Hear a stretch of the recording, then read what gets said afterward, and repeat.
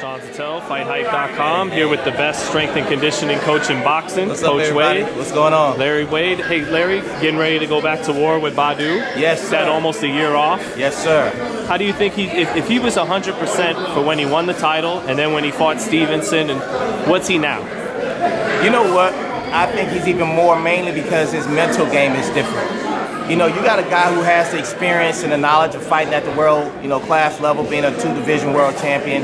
You know, that last fight that he took, it was not the direction we wanted, but as you can tell, he had that big cut, which in my opinion was all the way down to the bone, because I saw Skull in the process, and he still fought through 12 rounds. How many people can fight with a cut like that? That just shows you the type of determination and what I call just stubbornness to not give up. He's a dog 100% of the time when he's in that ring. So now you got a guy who's healthy, who's taking a loss, understands that these belts should have been his, and he's ready to go back in there and get it done. So I'm excited for the fight. When you had him for Nathan Cleverly, he threw damn near 100 punches around. Right. Against James DeGale, he was strong enough in the 12th round to get a knockdown. Right. Is his conditioning going to be at that level?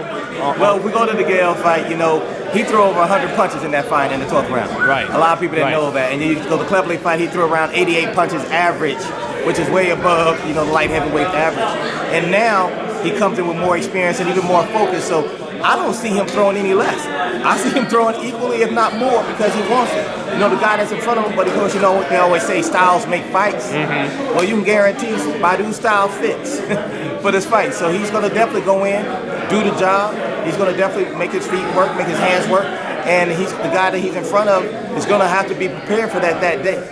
Well, Pascal, he's very explosive, but he's always been a guy that fights in spurts. Right. With your guy, if he's at that level where you're talking about 80 punches around, does that mean he's gonna have too much of a pace, too much of a work rate for Pascal in this fight? Well, I think you can't take anything away from Pascal. He's a two, if I'm not mistaken, time champion. Yeah, super middleweight and light heavyweight. He's a 2-time champion now, so you can't take anything away from a guy like that. But you also can't take anything from a guy who's also a 2-division world champion as well.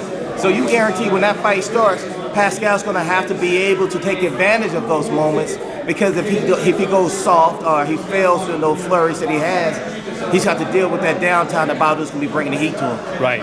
So yeah, because that's what it is. He has downtime in between those flurries. Right. So he's going to have to deal with that, and it's not just about the workload. You're talking about a guy who has extreme experience in this sport. He's a veteran for a reason. So he's not only crafty, he's not only a workhorse when it comes to doing the work. Now he's not only stubborn, he's smart.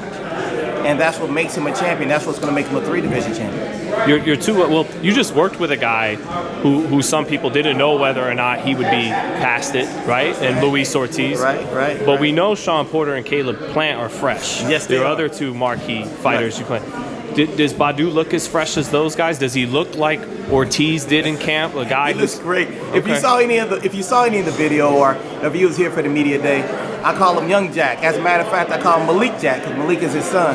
I said, you look like Young Jack today. He looked like a 20-year-old, Badou Jack. So he looks young. He looks fresh. He looks like he's having fun again. His body looks great. So that's what makes me even more excited about it. He seemed like he's found youth in that. He's found some happiness in coming back into the ring. And when you give a guy like that an opportunity to go and show the world what the God's gift that he's been given, you can guarantee he's going to go in there and put on a show.